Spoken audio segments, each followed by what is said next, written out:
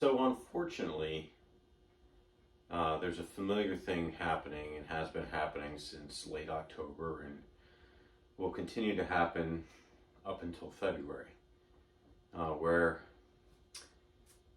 essentially people are losing their bee colonies.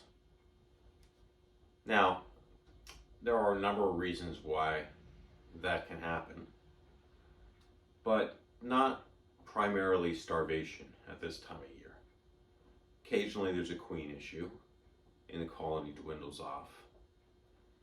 But by far the most common reason for this, regardless of whether people want to hear it or not, is related to the Varroa mite and its viruses and bacteria that it carries. It's slowly killing off the colony of bees. What might have seemed like weeks ago or a month ago a very strong, vibrant colony, suddenly gone, dead, dwindling down to nothing, to where it dies off. And so one of the common questions related to this is related to Varroa mite treatments. Now, if you did nothing over the past year, it won't be a surprise that your colony will likely succumb to this. However, I frequently also hear people who say that they've treated for Varroa mites and still experience this. So why is that? Well, some of that has to do with the starting point. And that's one of the things I wanted to emphasize. The idea of where I start determines, in part, my mite treatment through the year. There's a number of factors, including location, genetics of the bees, but the starting point can make a big difference. In fact, for those who successfully overwinter their colonies, that's one of the reasons why I strongly recommend an oxalic acid treatment, which is organic, at this time of the year. And in a couple of weeks in Pennsylvania, your bees will be starting to raise brood. This makes it right now is the perfect window for that. This does not fix issues from last year. Any issues from last beekeeping season during this year, you are not going to fix those now.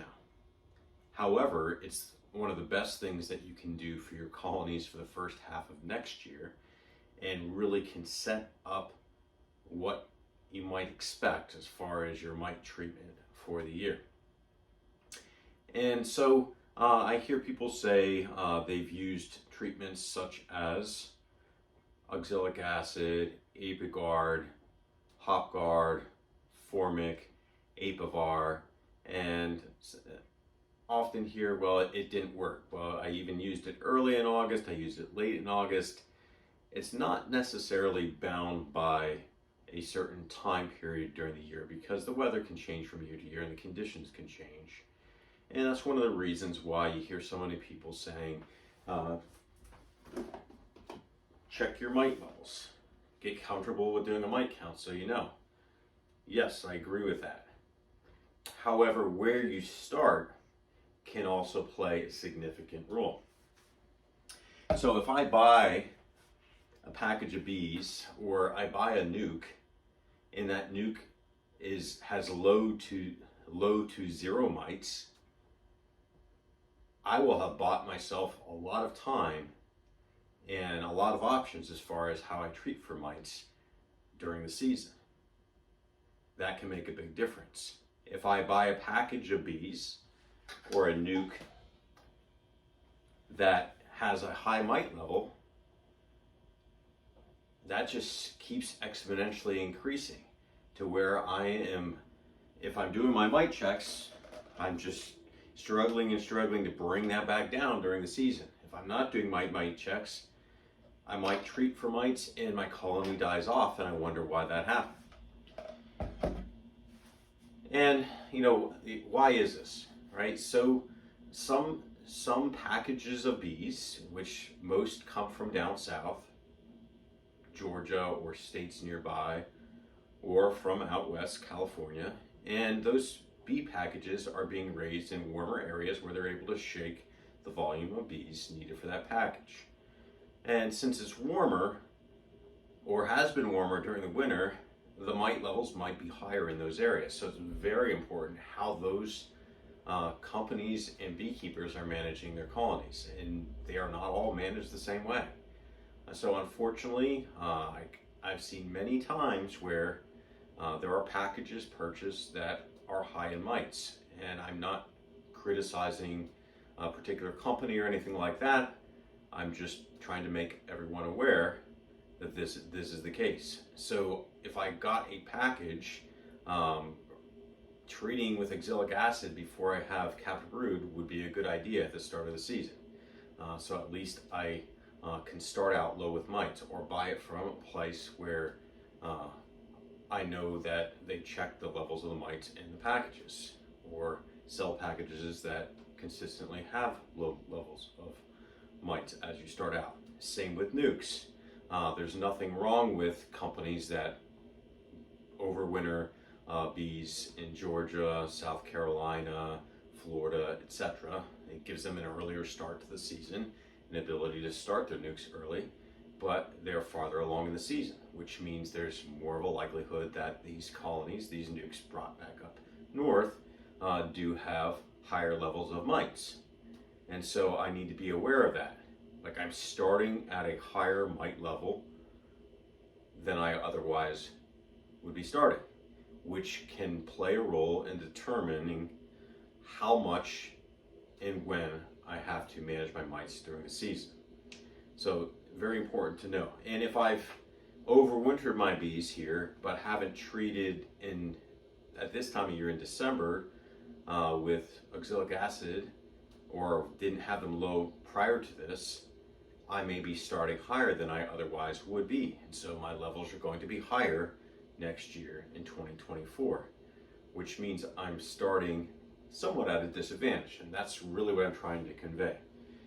If you know you're starting at a disadvantage, you can take measures to try to correct that early on. But for beekeepers who aren't aware of that, they're starting at a significant disadvantage. So for example, everyone knows this Apivar is not organic, and everyone can make their own choices on that, but I hear a lot of critique of this these days, not because of the organic or non-organic, but because people saying it doesn't work. Well, it's a 6 to 8 week contact-based treatment. Got to follow the directions. The strips need clean from wax and propolis. It has to be kept in the middle of the brood, but it also does not drop a high mite level quickly. And so if I've started out with a high mite level with a package or a nuke or an overwinter colony that already has a high mite level, I might think a product like this, put it in August, let's say, did not work, when it may just not have been enough for where I was when I started. Same thing, oxalic acid. Those oxalic acid who use it in the summer know that it doesn't penetrate capped brood, so, like Apivar, and because of that, it has to be done on a repetitive basis to bring a control to the mite levels. And we're hearing, you got to give a higher dose and things like that in order to control the mite levels. But again, a lot of this has to do with the starting point. If my mite levels were already high in the spring, I'm at a disadvantage, and a product like this is not going to easily bring it down. And then we go to something like Avigard, and then I hear some people saying this, this did not control my mites. And again, often it's the starting level. This does a fantastic job if things are not out of hand as far as your mite levels are concerned. But if you went into spring with a higher than what should be mite level, whether it be a nuke or package or overwinter colony, a product like this in August may not bring it down fast enough.